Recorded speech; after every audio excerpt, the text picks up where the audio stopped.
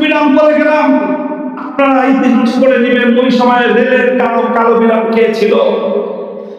সেই কালো বিড়াল বলেছিল সংসদে দাঁড়িয়ে, আমরা ঘোষণা করেছিলাম শেখ হাসিনা তুমি কোন পথে পালাবে সেই পথ দেখার চেষ্টা করো।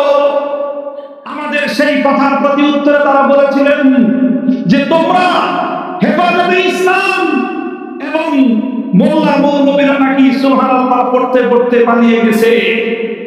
তৎকালীন সেই দুঃশাসনের সম্রাট, সেই দুঃশাসনী, সেই দলের ফ্যাসিবাদী, সেই দলের সাধারণ সম্পাদক বলে দিয়েছিল আগামী দিনে হেফাজতে ইসলামের কাউকে ঘর থেকে বের হতে দেওয়া হবে না। এই সব কথা 2013 সালের, আমি আজ 2025 সালে বাংলার মাটিতে দাঁড়িয়ে হাজার হাজার লাখো জনতার এই মহান জনসমুদ্রকে সাক্ষী রেখে বলতে পারি আমরা সুবহানাল্লাহ বলতে পারি